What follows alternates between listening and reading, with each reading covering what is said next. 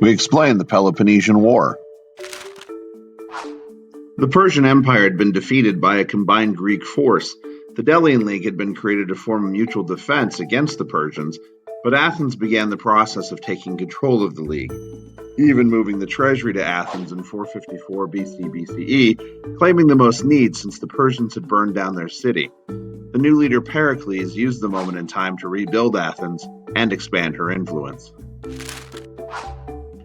Pericles pushed for direct democracy, where every male citizen would participate in the assembly and the voting. The lower classes were even allowed to serve in office under Pericles. Ostracism was put in place to eliminate politicians who only served for ambition. It took 6,000 votes by the assembly to kick the politicians out of town for 10 years. Pericles used the Delian League money to make Athens the center of Greek culture, philosophy, art, and architecture, even building the Parthenon. It was the golden age of Athens. Athens became the envy of the world, but even more of Sparta, who did not like the interference of Athens into Greek affairs.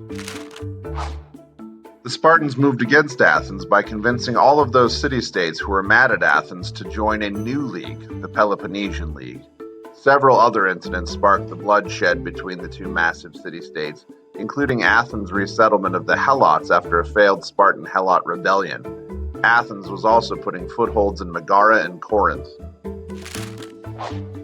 The war would begin in 431 and last off and on at various periods for 27 years.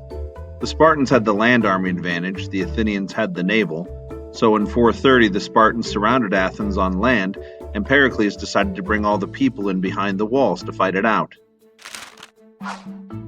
In moving behind the walls, Pericles had doomed everyone and made them susceptible to a plague that broke out, killing 1/3 of the population of Athens, including Pericles. Savage acts against each other and each other's allies continued on for 2 decades, until the Spartans made allies with their old enemy, Persia, and used their navy under Lysander to defeat the Athenians in 405 BCE. Athens was made to tear down their walls and disband their empire, but the Spartans didn't completely destroy them. Athens would eventually fall to greed and corruption and the elimination of their democracy, never again recovering their golden age. Sparta would find themselves getting beat up in a war against Thebes, but to the north, the Macedonians were watching these Greek city-states starting to weaken.